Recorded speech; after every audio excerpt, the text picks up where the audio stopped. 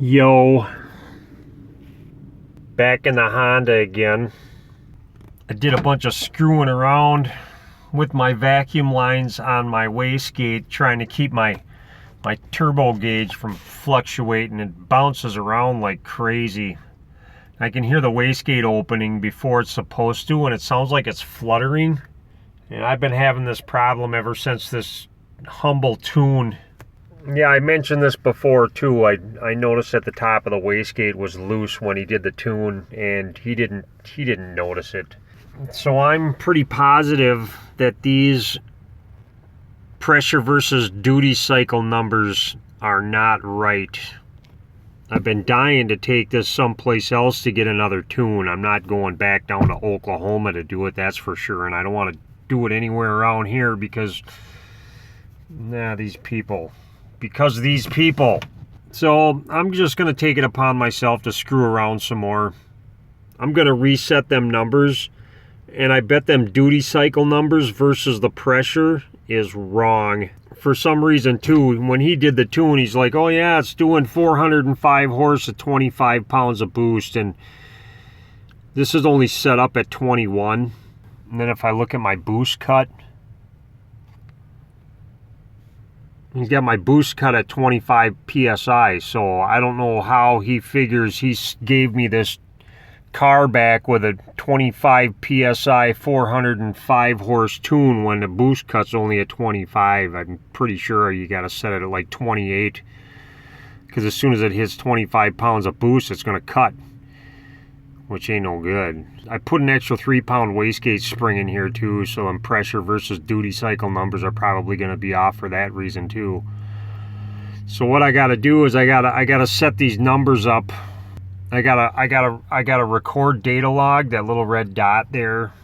I gotta set my fixed duty cycle numbers little by little.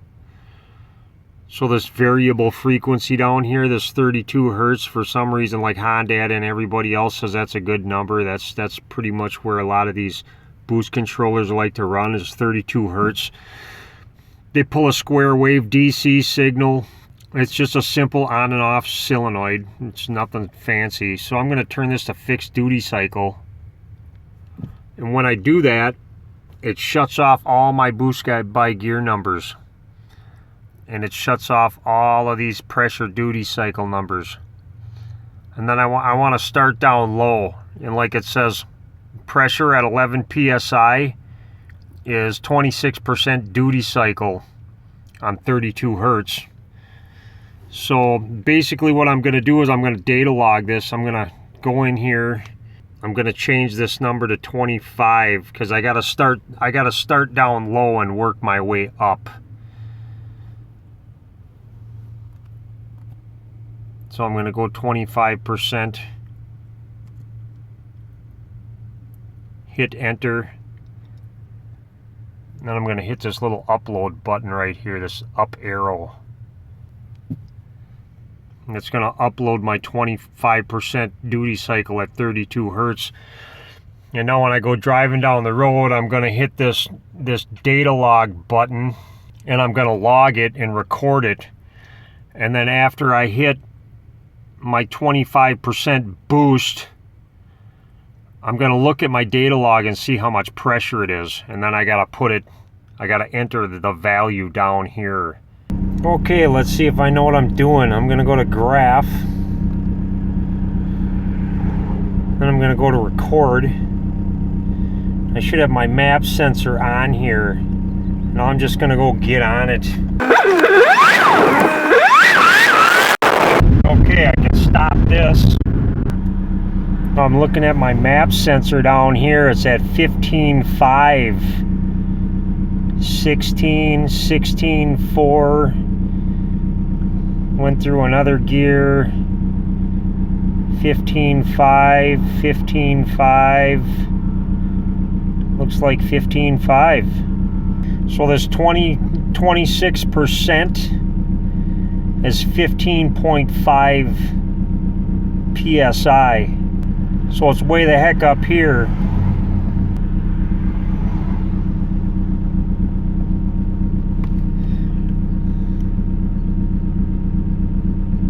So I can put 26% duty cycle right here at 15 pounds. And all of these numbers are going to be no good because they're all too high. Well, I'm just going to lie for right now.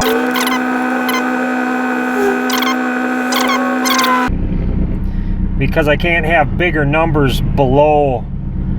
They always got to be above. So my 26% is 15 psi.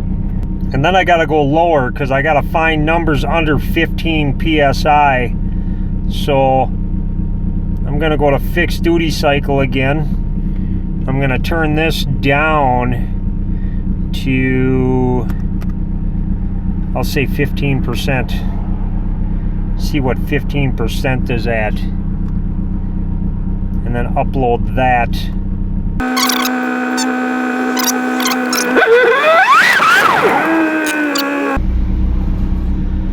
14 psi.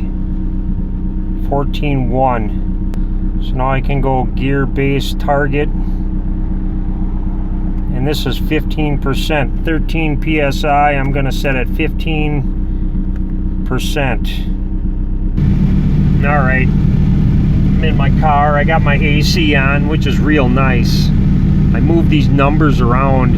Let's say I'm going to do 32%. We'll see what 30% duty cycle does.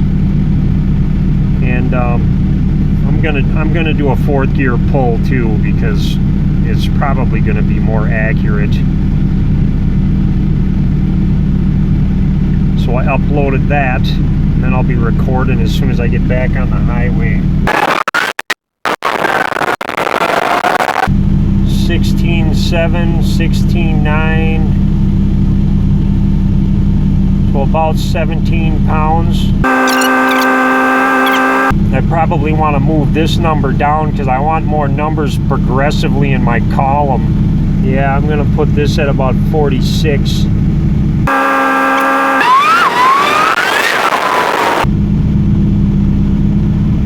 20.5 psi. Now I'm going to bring this number up to 52 and see if this thing boost cuts or not. 52. I was bouncing around 20, 21, 22, 22, 22 and a half, pretty steady. 22 psi is 52% duty cycle.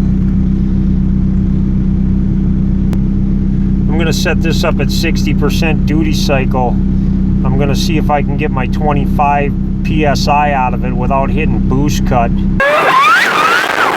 It just hit 25 and then it boost cut. And it dropped off on me. So what do I do? What do I do? What do I do? I turn my boost cut up. I'm going to turn my boost cut up to 28. I don't know why he's at 25 anyways when he did my tune at 25 pounds.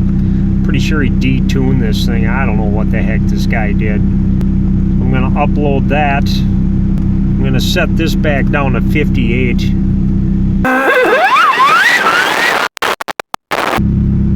Well, that never felt so good. That felt really nice.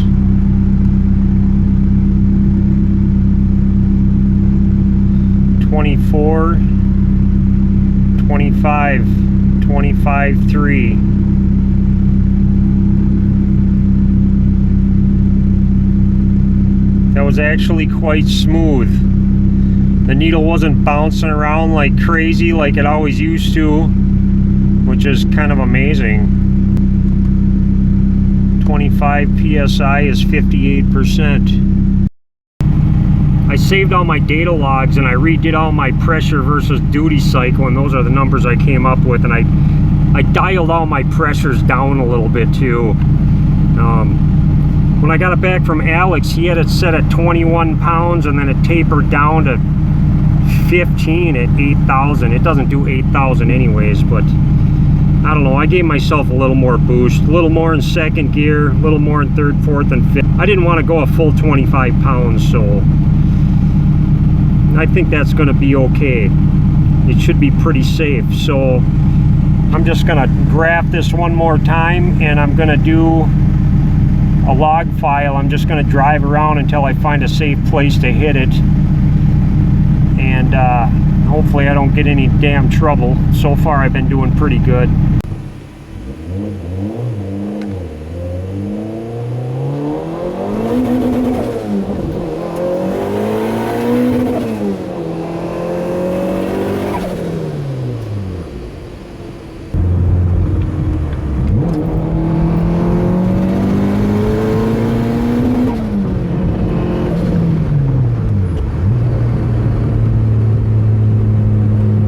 Pretty good.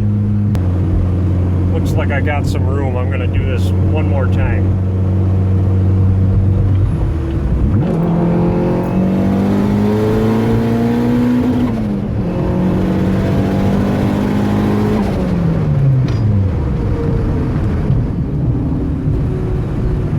Well, I'm back home so I can look at this graph. Looks like first gear when I hit the rev limiter, just before the rev limiter, it's right at 12.8, so it's almost 13 pounds bouncing around. Second gear, looking like I got 17 pounds. My target is 18. Third gear I had to let off. This is a third gear pull. 24. Right at 24. It's not really bouncing around much either. It's pretty steady now. So putting that extra 3 pounds of spring in it probably helped quite a bit with all my bouncing around. This is when I really got on it.